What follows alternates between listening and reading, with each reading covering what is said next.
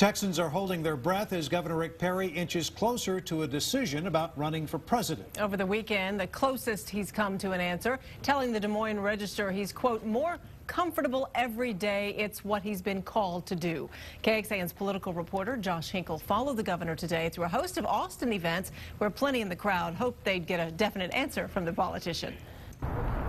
Whether I make the decision to run for the presidency of the United States or whether I decide to stay in Texas and keep what is sometimes referred to as the greatest job in America. For the first time in 6 weeks, Governor Rick Perry spoke to the press in his home state. His brief exchanges with other out-of-state media and reported phone calls to politicians in key primary states finally caught up to him. I'm going through an appropriate, thoughtful process, and you'll be some of the first to know when I make a final decision. Perry has indicated his decision likely won't come for another 2 to 3 weeks, but he continues to set the stage. Today, during a host of Austin events, he pointed out what he sees as flaws in the Obama administration, criticizing the president for lax border security and an overly invasive federal health care plan.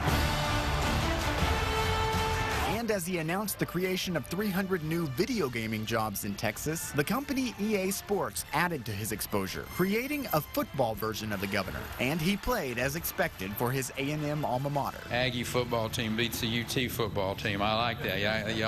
Whoever coded that did a hell of a good job, so I just want to kind of let them know. He'll need to keep that competitive spirit up, as the Republican playing field is already full of heavy hitters. Now in the running, former Massachusetts Governor Mitt Romney, Texas Congressman Ron Paul, Minnesota Congresswoman Michelle Bachmann, former U.S. Speaker of the House Newt Gingrich, Minnesota Governor Tim Pawlenty, former U.S. Ambassador to China John Huntsman, and Godfather's Pizza CEO Herman Cain. If it's in the game, it's in the game.